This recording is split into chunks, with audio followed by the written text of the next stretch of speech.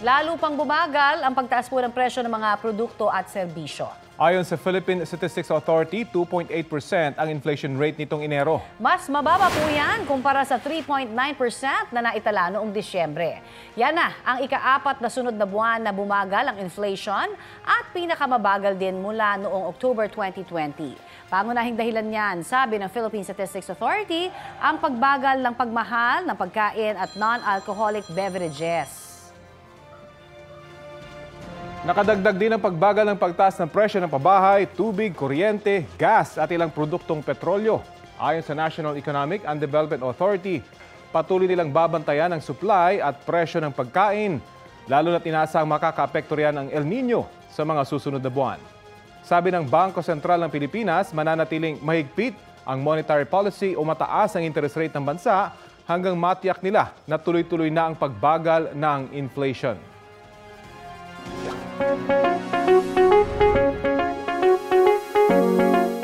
Dahil po sa malawakang pagbaha sa ilang lugar sa Davao Region, 2 po ang naitalang nasawi sa leptospirosis. Ayon sa Department of Health Region 11, nagmula ang mga biktima sa mga lalawigan ng Davao del Norte at Davao de Oro na nangunguna rin sa may mga pinakamaraming kaso ng leptospirosis. Sa buong Davao Region, 34 ang kaso ng leptospirosis mula January 1 hanggang January 27 ngayong taon. Mas marami po yan kaysa sa 23 sa parehong panahon noong isang taon. Para makaiwas sa leptospirosis, iwasang lumangoy o lumusong sa maruming tubig o baha. Gumamit po ng protective equipment tulad ng gloves o bota. Kung hindi makakaiwas na lumusong sa maruming tubig, ugaliin din po ang tamang pagtatapon ng basura. Maghugas gamit ang malinis na tubig at sabon kung mababad naman po tayo sa kontaminadong tubig. Mga kapuso, panatilihin din po ang kalinisan sa paligid.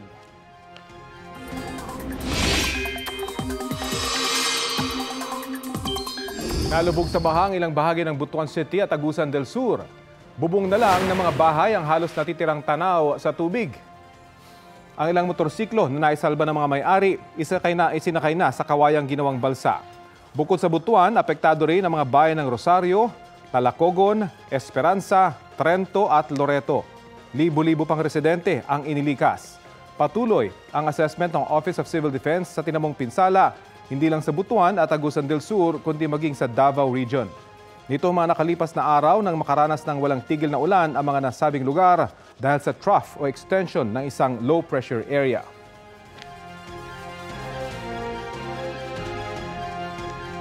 Kahit wala na po nagpapaulan na trough ng low pressure area o LPA, isinailalim pa rin ang ilang panig ng Davao Region sa General Flood Advisory.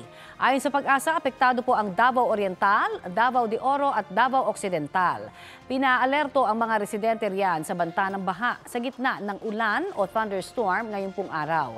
Easterlies naman po ang nakakaapekto ngayon sa bansa, sabi ng Pag-asa. Uulanin din ang ilang bahagi ng Southern Luzon, Visayas at ilang pang panig ng Mindanao. Base po yan sa rainfall forecast ng Metro Weather. Mababa naman ang tsansa ng ulan dito sa Metro Manila. Ngayon pong araw, posibleng umakyat sa 41 degrees Celsius ang heat index forecast o damang init sa Clark, Pampanga at sa Rojas City, Capiz. 40 degrees Celsius sa Borongan, Eastern Samar. 39 degrees Celsius naman sa Dagupan City, San Jose Occidental, Mindoro at sa Iloilo City, habang 38 degrees Celsius ang posibleng heat index sa Pasay City. Mga kapuso, umulan man saglit sa inyong lugar dahil po sa thunderstorm, mainam pa ring dalasan ang pag-inom ng tubig para makabawa sa mararamdamang init o alinsangan. Nagbigay ng opinyon ng ilang mga nagbalangka sa 1987 Constitution kaugnay sa panukalang amyendahan ang ilang economic provisions sa saligang batas. Dumalo sila sa pagdinig ng Resolution of both Houses No. 6 na inihain ng Senado. Pinag-aralan doon kung dapat bang luwagan ang mga probisyon sa foreign ownership ng mga eskwelahan, advertising at public utilities gaya ng tubig at kuryente. Pabor si Retired Associate Justice Adolfo Ascuna na luwagan ang ilang paghihigpit dahil naaayon-anya dapat ang economic provisions sa mga pagbabago sa ekonomiya ng bansa. Economic provisions, economic policy should be flexible to meet changing times in the economy.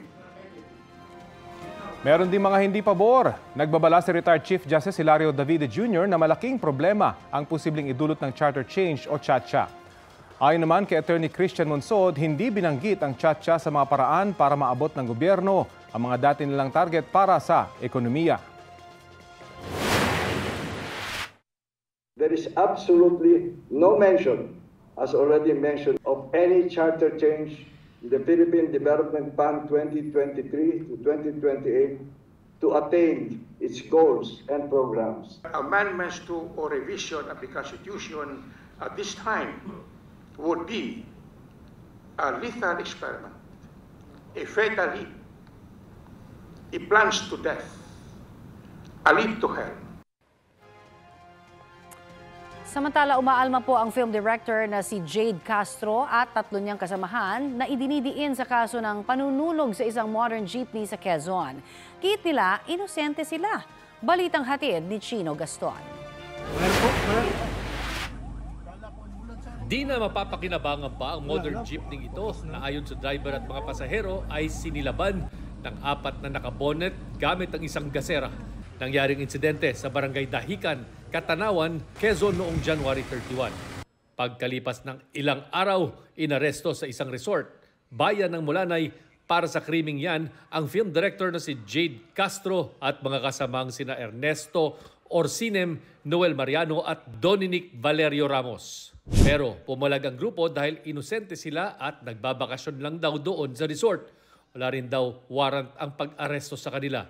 Sabi ng pulisya, natuntun sila base sa natanggap na impormasyon ng pulisya at kahit nakabonet ang mga sospek, nakilala raw sila dahil ang kanilang kotse ay kapareho o mano ng sasakyang gamit ng mga nanunog ng bus. Maliban dyan, walang ibang paliwanag ang pulisya sa basihan ng kasong arson na isinampan na laban kay Castro at 3 kasamahan. Nakapihit pa rin sila sa Katanawan Municipal Police Station. Ang Directors Guild of the Philippines, kung saan miyembro si Castro, naniniwalang inosente ang direktor at nananawagan ng kanyang agarang paglaya. Maging ang UP Film Institute, kung saan nag-aral si Castro, nananawagan na siya ay palayain at magpatupad ang mga otoridad ng patas at walang kinikilingang investigasyon. Case of arson were already filed against them. They have the right naman, they will explain their side. Chino Gaston nagbabalita para sa GMA Integrated News. Abiso mga kapuso, may isang buwang scheduled electrical maintenance sa ilang bahagi ng Ninoy Aquino International Airport. Ayon sa Manila International Airport Authority, simula yan ngayong araw, February 6 hanggang March 7. Gagawin yan sa Terminals 1 at 2, International Cargo Terminal, Manila International Airport Authority Admin Building at Airfield. Pagtitiyak ng MIAA, maliit lang ang epekto ng scheduled powered maintenance sa mga pasahero, flights at operasyon ng paliparan. Bahagi raw ito ng upgrade sa electrical system ng NAIA. Yan ang one-way na kalsada sa Barangay Parang, Marikina. Nakasalubong ng nakamotorsiklong lalaki ang 2 e-bike na nag-counterflow sa one-way na kalsada. Ang 3 sakay ng mga e-bike sinita ng nakamotorsiklong lalaki. Pero maya-maya pa biglang sinuntok at pinagtulungan ng siyang bugbugin ng 3. Sabi ng kapatid ng biktima, bukod sa samot-saring pasa sa mukha, nabali rin ang ilong ng biktima. Hindi raw kilala ng biktima ang mga nanuntok sa kanya. Naghain na ng reklamo sa barangay ang pamilya ng biktima. Posible raw na maituring na krimen na fencing ang pagbili o pagbebenta ng mga umano'y unclaimed package. Sa gitna po ito ng dinudumog na kung tawaging mystery parcel sa Silang Cavite. Balitang hatid ni Dano Tingkungko. Sa isang baratilyo sa palengke ng Silang Cavite, patok na patok ang mga binansagang mystery parcel na mabibili for as low as 50 pesos. Hindi mo alam ang laman, pero posibleng mas mahal pa raw sa 50 pesos ang halaga nito. Hindi man humarap sa kamera, ikinuwento ng isang nagtitinda na may ino-orderan siya ng mga parcel sa halagang 45 pesos, kaya tumutubo siya na 5 piso kada isa. Ito raw yung mga hindi na-deliver o hindi natanggap ng recipient ang item, kaya ibabalik ng delivery rider sa online platform, seller o courier. Pagbalik, tatanggalin ang sticker kung saan nakalagay ang pangalan at address ng original recipient, saka na raw ito ibebenta bilang mystery parcel. Maging online, may mga nag-aalok ng mga umano'y mystery parcel. Giit ng nagtitindang nakausap ng GMA Integrated News, walang illegal dahil in-order din naman daw nila ito online para ibenta.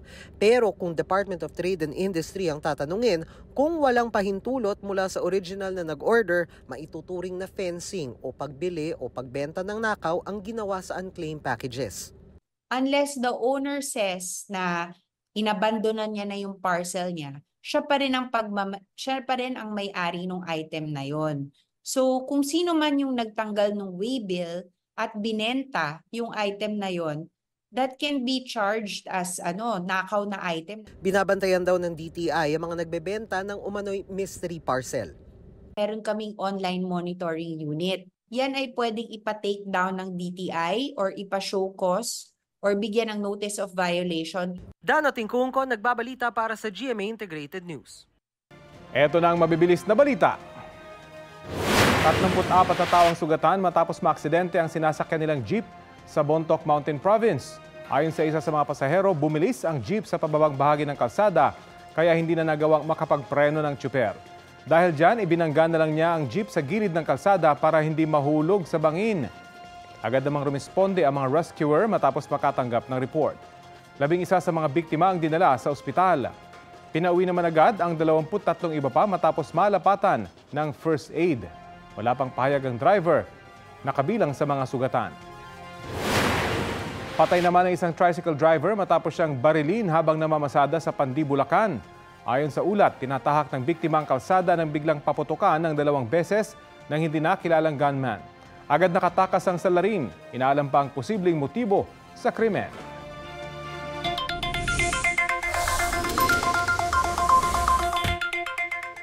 Naniniwala po ang Department of Agriculture na kaya pang ibaba sa 70 hanggang 80 pesos ang presyo ng kada kilo ng bangus. Makakatulong daw dyan ang pagpapataas ng produksyon ng isda sa Laguna de Bay. Inutusan na rin ni Agriculture Secretary Francisco Tiu Laurel ang Bureau of Fisheries and Aquatic Resources na pag-aralan ito. Sa pagkakaalala ng mga tindera sa Kamuning Market sa Quezon City, noong 1990s hanggang 2000s pa, huling umabot sa 70 hanggang 80 pesos ang kada kilo ng bangus. Sa ngayon, naglalaro po ito sa 160 hanggang 260 pesos. Depende po daw yan sa laki. Inaasahan ding bababa ang presyo ng galunggong sa muling pagbubukas ng fishing season sa Palawan. Base sa price monitoring ng DA, 150 hanggang 240 pesos ang kada kilo ng bangus sa ilang pamilihan sa Metro Manila. Ang lokal na galunggong nasa 200 hanggang 320 pesos kada kilo, habang 180 hanggang 260 pesos ang per kilo ng imported. Hinihikayat ng Department of Agriculture ang mga Pilipino na kumain ng mas maraming itlog. Ayon kay Agriculture Assistant Secretary Arnel de Mesa, nakikipag-ugnayan na sila sa DSWD at National Nutrition Council para isulong ang itlog. Murang source kasi ito ng protina. Marami rin ang supply ng itlog ngayon dahil gumanda ang produksyon nito kasunod ng malamig na panahon. Ayon sa ilang nagtitinda ng itlog sa Commonwealth Market sa Quezon City, bumaba ang presyo ng itlog at posibleng tumagal ang ganitong presyuhan hanggang Abril. Base sa price monitoring ng Department of Agriculture, nasa 6 pesos and 80 centavos hanggang 8 pesos and 50 centavos ang medium size na itlog sa ilang pamilihan sa Metro Manila. Sa kabila po ng magandang produksyon ng itlog ngayong amihan season, apektado naman daw ang mga egg producers ng mababang demand.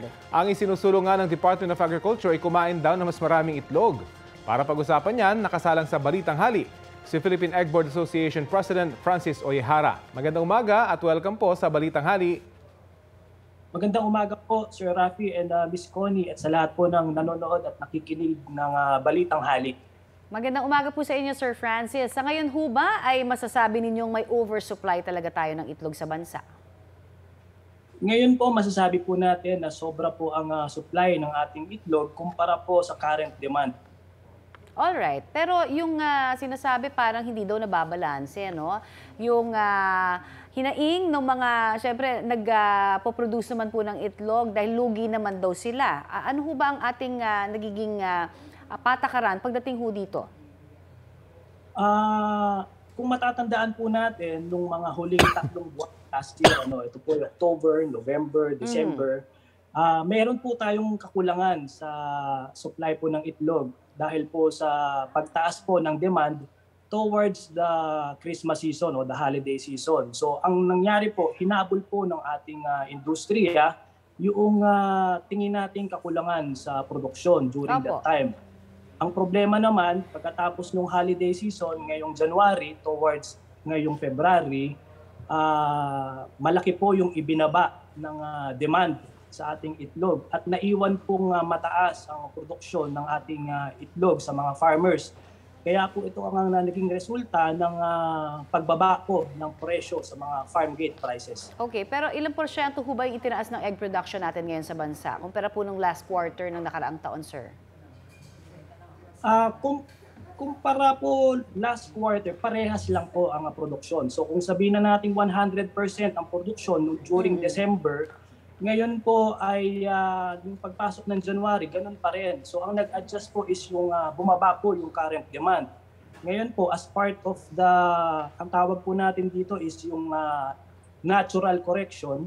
Ang ginagawa po ng mga farmers ngayon ay nagbabawas po sila ulit ng kanilang mga alagang manok para kapain yung tamang level ng supply versus demand. Okay. Ito nga ho, hinihimok po ng Department of Agriculture ang publiko na kumonsumo na lang ng mas maraming itlog. Ano kung reaksyon nyo kaya dyan? Tama po yun. Early this year, maganda po ang naging komunikasyon ng ating association with the Department of Agriculture. Isa po sa promotion ng egg consumption ng aming mga pinag-usapan, kasabay po ng mga ilang mga government projects na nakalinya. At kami po ay very hopeful sa tulungan na ito with the current administration ng Department of Agriculture. Ginoong Francis, sa ngayon po mababa nga yung demand. Anong diskarte ang ginagawa ng egg producers natin para makabawi at hindi naman matenga doon sa mga farm yung mga itlog? Ngayon po, nabanggit ko nga po, meron po tayong tinatawag na natural correction. Ngayon po, since sobra po ang supply, marami po ang nagbawas na po ng manok o yung tinatawag nating nagkaling. Kaling po yung pagbebenta po ng mga matatandang manok. So para po mabawasan yung aming mga expenses o yung aming mga operational expenses, cost to produce, to compensate po sa pagbaba po ng demand na nagresulta po sa pagbaba ng presyo. And hopefully, in a few months, makapa natin yung tamang supply versus sa level po ng demand ngayon. Ang problema po ay paparating po ang summer season. Yun na nga ho, at El Nino. Na magbibigay po sa atin ng panibagong problema at challenges sa operations. So paano niyo pinaghahandaan itong pagdating ng summer at El Nino pa mismo? Kasi alam natin malaking epekto nito sa mga manok. Well, meron po tayong mga pwedeng gawin katulad po sa medication, sa ating mga supplements, sa pag-adjust po ng formulation ng ating mga patuka, also sa scheduling ng ating pagpapakain sa mga manok at paglalagay ng mga fans para po palamigin yung pakiramdam ng manok. Meron pong mga farms tayo na ang tawag natin ay mga cool cell o mga tunnel ventilated system. Ito po yung controlled environment na. Didagdag po sa gastos ito, Ginoong Francis. Pagbabago po ng klima. Dagdag po ito sa gastos. Dagdag po ito sa gastos. Alam naman po ito, tanggap naman po ito ng ating mga farmers. Kasama naman po ito sa ating operation. Kaya lang po, ang objective po natin in partnership po with the government ay masolusyonan po natin yung extreme na pagtaas ng presyo at extreme na pagbaba ng presyo. Ang gusto natin is yung may tamang kita ang ating mga egg producers. At the same time, hindi naman din po ganoon kataas ang presyo sa ating mga retailers. So talagang risky. Maraming salamat po sa inyo. Maraming salamat po, Sir Rafi and Miss Connie. Si Philippine Egg Board Association President Francis Oihara. Pasok na sa 2025 World Figure Skating Championships sa Massachusetts, USA ang figure skating team mula sa Pilipinas. Sa 2024 ISU 4 Continents Championships na ginanap nitong weekend sa Shanghai, China, nakakuha ng 46.45 technical element score sa pairs free skating event sina Isabela Gamez at Alexander Korovin ng Philippine Skating Union. Lampas yan sa qualifying requirement score na 46. Bukod sa torneo sa Amerika, nakakuha na rin sila ng spot sa isang sa dalawang qualifying events para sa 2026 Winter Olympics. Balik po tayo sa mga balita sa bansa. Arestado po ang isang babaeng sangkot umano sa rentangay modus sa Quezon City. Ang iba pang nabiktima umano ng suspect dumulog din sa istasyon ng pulis. Balitang hatid ni James Agustin. Sa entrapment operation ng Quezon City Police District Station 9 sa Barangay UP Campus, naaresto ang 26 anyos sa babae na tumangay umano sa nirentahan niyang sasakyan. Ang sasakyan pinatutubos daw ng suspect sa may-ari nito sa halagang 200,000 pesos. Kwento na may-ari January 10 na makatransaksyon niya online ng suspect at nirenta ng SUV sa loob ng 2 araw. Pero umabot daw ng halos 1 buwan at hindi na ito naibalik. Mga ilang araw, naghihintay kami sa panibagong kontrata para makipagkita. Hindi na po nakikipagkita. Tapos yung GPS po, patay na, so nagtataka na rin kami. Kinakabahan na rin kami. Tapos hindi mo na makausap ng maayos yung nag-rent. Ang masaklap, hindi pa raw nila tapos bayaran sa bangko ang sasakyan na hanggang ngayon ay hindi pa natatagpuan. Ang hirap makatulog kasi di namin alam kung nasaan nga po yung sasakyan, kung saan po ginagamit. Ilang araw naman po kami nakikiusap na ibalik na kaso ayaw pa rin po talaga. Dumulog din sa police station ang iba pang nabiktima ng suspect. Sa follow-up operation, nabawi ang 2 pang tinangay na sasakyan sa tulong ng GPS. Naisanla na pala ito ng suspect. May GPS parehas po, pero ang naalisan ng GPS yung Montero. Yung Avanza po hindi naalisan. Napansin ko yung Avanza hindi naalisan ng GPS pero hindi gumagalaw. So nagtaka na ako bakit nagre-renta nang hindi naman ginagamit. Ayon sa pulisya, bukod sa naarestong suspect, ay may 4 na iba pa siyang kasamahan sa ganitong modus na kung tawagin ay rentangay. Karaniwan daw ay naghahanap ang grupo ng marerenta ang sasakyan online at saka sila magbibigay ng down payment. Ibibigay nila itong masakyan na ito sa mga agent nila. Yung mga agent nila ay maghahanap ngayon ng mga tao na ngailangan ng sasakyan. So isasanla nila itong mga sasakyan.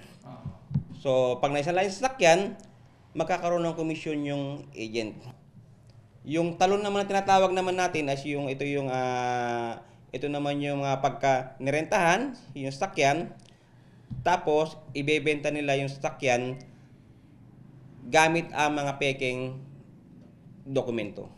Ang grupo nag-ooperate daw sa Quezon City, Pasay, Cavite at Laguna.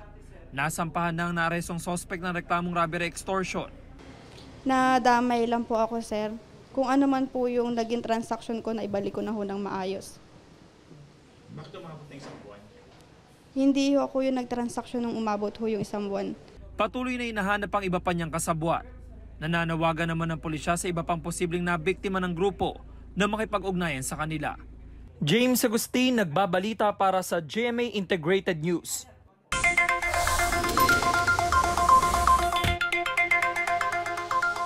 Sa mga nag-iisip po ng ibibigay sa kanilang loved one sa papalapit na Valentine's Day, magkano na ba ang bulaklak dyan sa Dangwa sa Maynila? Sa bundle po ng roses na may 22 hanggang 24 stems, nasa 900 pesos po ang kulay red.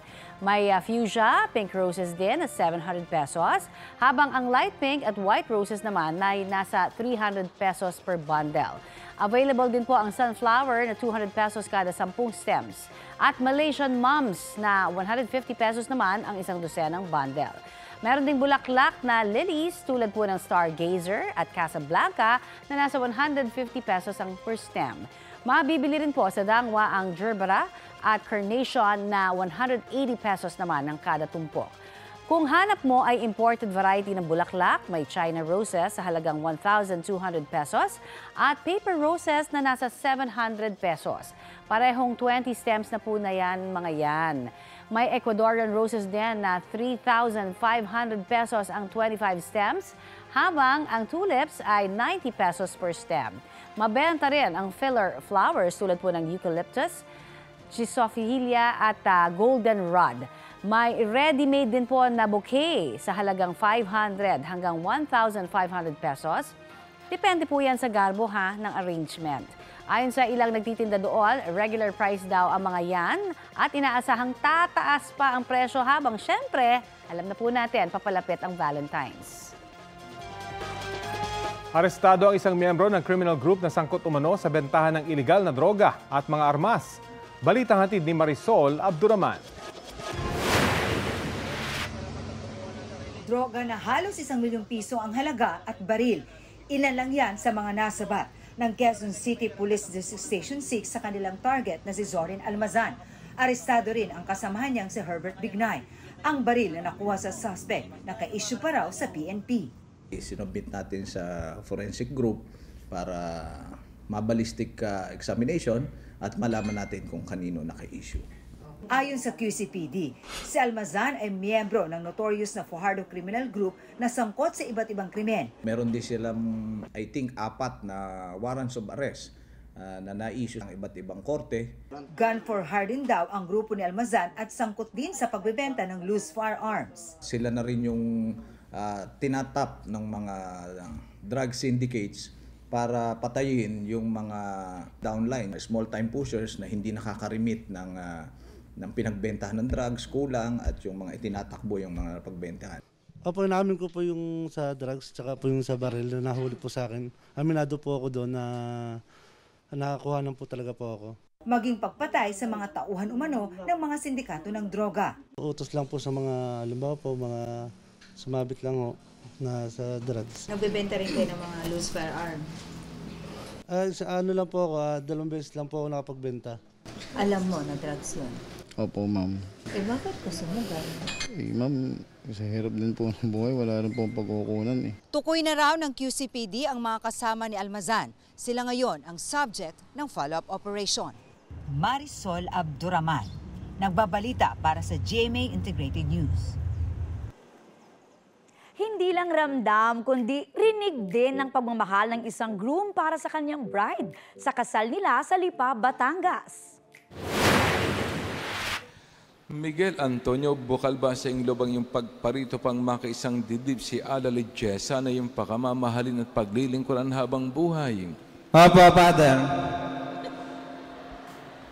Nakakagulat ka naman Nang tanungin kasi siya, malakas na, "Opo, Father!" ang sagot niya. Ayon kay Miguel, mahina raw kasi ang sagap ng mikropono nang sumagot ang kanyang misis. Kaya naman, nilakasan niya ang kanyang boses. Ang funny ever after moment nilang mag-asawa, umani ng milyon-milyong views mula sa netizens. At kung nabitin kayo sa kwelang moment na yan, nariyan pa ang Kiss the Bride. Huwag mong sakalin. Hawakin ang ayos. Baga sa liig mo hinahawakan. Wala pa akong sinasabi. Nagsimula ng investigasyon ng Philippine Basketball Association kaugnay sa insidente sa pagitan ni Calvin Abueva at ng asawa ni Mo Tautua. Sabi ni PBA Commissioner Willie Marcial, nakausap na niya ang team ni Tautua pero hindi pa ang koponan ni Abueva. Mangangala pa raw siya ng mga video at impormasyon tungkol sa nangyari bago niya pulungin ang Technical Working Group. Plano rin niyang kausapin sina Abueva at Tautua bago ang Game 3 ng PBA Finals bukas. Kinukuha pa ng GMA Integrated News ang panig ni Tautua. Nagkilos protesta ang ilang militanteng grupo sa harap ng Chinese Embassy sa Makati City. Hiling nilang itigil na ng China ang panggigipit sa mga mangingisdang Pilipino sa West Philippine Sea. Iwanan na rin daw dapat ang mga pasilidad ng militar nila roon. Ang grupong pambansang lakas ng kilusang mamamalakaya ng Pilipinas o Pamalakaya, nagdala po ng mga mollusk shell na walang laman. Kaugnay ito sa insidente kung saan ipinatapon ng Chinese Coast Guard ang mga nahuling shells ng mga Pinoy malapit sa Baho de Masinloc noong Enero. Sabi ng grupo, walang otoridad ang China para pigilan ang mga aktibidad ng ating mga mangingisda. Wala pang pahayag ang Chinese Embassy tungkol sa kilos protesta. Iginiit naman ng Chinese Embassy na hindi galing sa China ang mga tangkang pag-hack sa ilang government website ng Pilipinas. Kasunod po ito ng ulat ng Department of Information and Communications Technology na naharangan nila ang tangkang pag-hack sa website ng Overseas Workers Welfare Administration o OWA. Sabi ni DICT Secretary Jeffrey Ian D. na trace nila ang Internet Protocol o IP address ng hacker sa isang state-owned telco sa China. Gate ni Chinese Ambassador Huang Zilian, mariing ikinokondena ng Chinese government ang lahat ng uri ng cyber attacks. Mahigpit din daw nilang ipinagbabawal o pinagbabawalan ang mga ilegal na aktibidad online sa kanilang bansa o sa mga gamit na pagmamay-ari ng kanilang gobyerno. Tinawag pa ni Huang na walang basihan at irresponsable ang mga iniulat ng DICT. Sinusubukan ng GMA Integrated News na kunin ang bagong pahayag ng DICT.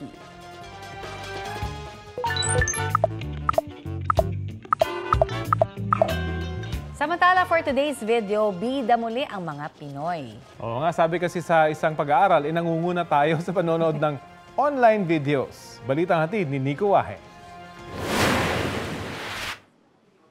Kung may modern version ng pagtambay, yan ang pagtambay online para manood ng videos gaya ng vlogs at music videos. Si John Ivan yan daw ang ginagawa pag walang trabaho o kahit in between ng trabaho kapag hindi gaanong busy. Nakakaalis ng pagod, saka may natutunan akong ibang kaalaman, saka nakakatuwa lang. Hindi nag-iisa riyan si John Ivan dahil ayon sa Digital 2024 Global Overview Report ng Social Media Intelligence and Analytics Group na Meltwater at creative agency na We Are Social, number 1 ang Pinoy sa buong mundo sa panonood ng online video contents. 97.2% lang naman ng mga internet user edad 16 to 64 ang nanonood ng online videos kada linggo. Number 1 rin tayo sa panonood ng online music videos kada linggo. Mahigit 72% ng internet users yan sa Pilipinas. Hindi raw yan ikakaila ni Jens. Lalo na sa mga K-pop, K-pop idols, K-pop dance. Pag wala na pong ginagawa, tapos kapag masyadong boring ganun, kailangan manonood din po. Pampagood vibes din po.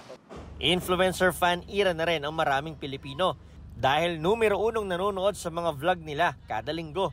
Pang tanggal ng stress, pang libangan lang po. Pampalipas oras lang. pag hindi busy sa mga trabaho. Nico Wahe, nagbabalita para sa GMA Integrated News.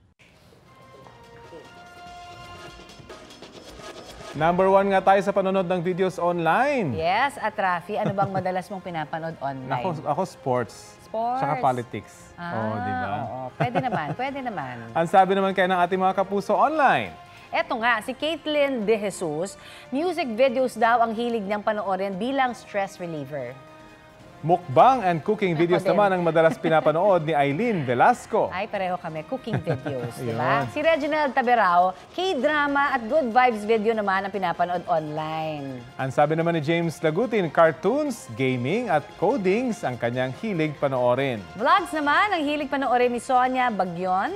Ito mga kapuso ha, basta makisali lang po tayo online sa ating online talakayan sa iba't ibang issue. At kung nais din kayo maibalita sa inyong lugar, ay mag-PM na sa Facebook page ng Balitang Hali. Kuha yan sa isang lamay sa Barangay Umanday, Bugalyon, Pangasinan. Isang lalaki ang nananaksak gamit ang tari ng panabong na manok. Namatay ang kanyang biktima. Kwento ng anak ng biktima, magkasama ang kanyang ama at ang suspect sa isang sabungan kung saan sila nanalo sa pustahan. Pagkatapos, nagpunta sila sa lamay para muling magsugal pero natalo ang dalawa. Umuwi sa bahay ang suspect at pagbalik ay may dala na raw tari ng manok na ginamit sa pananaksak. Ayon sa Bugalyon Police, nakainom ang dalawa nang magkaroon sila ng pagtatalo. Sinampahan na ng reklamong homicide ang suspect na pansamantalang nakalaya matapos magpiyansa. Patuloy na sinisikap ng GMA Regional TV1 North Central Luzon na makuha ang kanyang panig. 4 na abogadong may dugong Pinoy ang itinalaga para magsilbing judge sa California sa Amerika. Sila po ay sina Brian Clavicilla, Cristina Legaspi, Laurie Mendoza at Christine Gonong. Sina Legaspi at Mendoza ang bagong Superior Court judges sa Los Angeles County Superior Court. Si Clavicilla naman itinalaga sa Orange County. Noong isang buwan naman itinalaga sa Los Angeles si Gonong.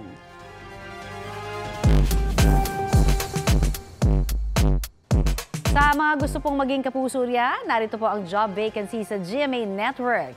Sa Admin Support Department, hiring ng Assistant Publicity Manager, Corporate Strategic Planning Manager, Research Manager at Research Analyst.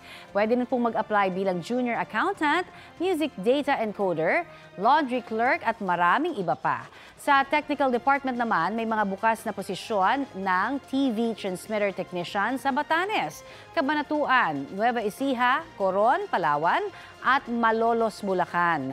Para sa karagdagang detalye at iba pang bukas na posisyon, bisitahin lamang po ang careers.gmanetwork.com.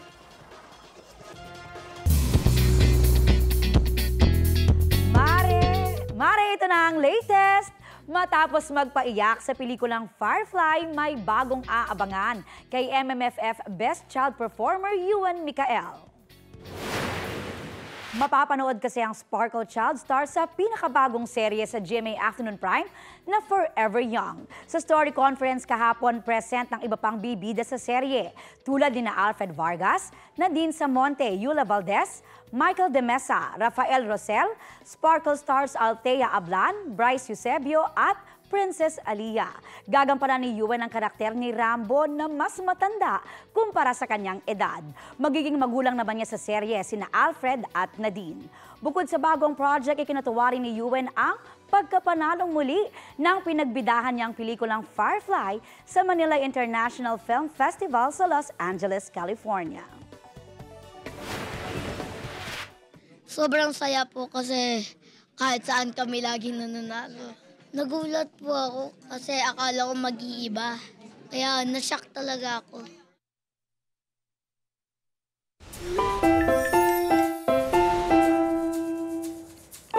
Eto pare, ito hindi lang man's best friend, pwede rin hong artista ang isang alagang aso sa Santa Rosa, Laguna. Certified ngang amazing kasi ang kanyang mga talentong ipinapakita online. Narito po ang sample ng kanyang pangmalakasang acting.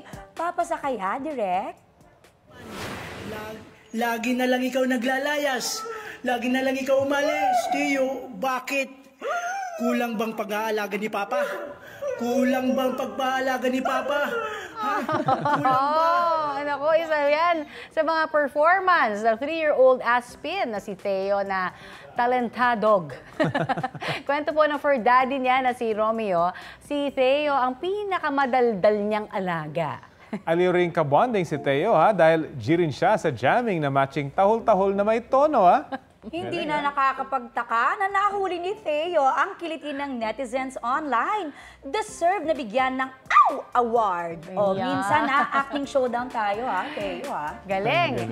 Good vibes. Ito po ang Balitang Hali. Bahagi kami ng mas malaking misyon. Ako po si Connie Season. Rafi Tima po. Kasama nyo rin po ako, Aubrey Carampel. Para sa mas malawak na paglilingkod sa bayan. Mula sa GMA Integrated News, ang News Authority ng Filipino. Kapuso, alamin ang maiinit na balita. Bisitahin at mag-subscribe sa GMA Integrated News sa YouTube. Sa mga kapuso abroad, samahan nyo kami sa GMA Pinoy TV at sa www.gmanews.tv.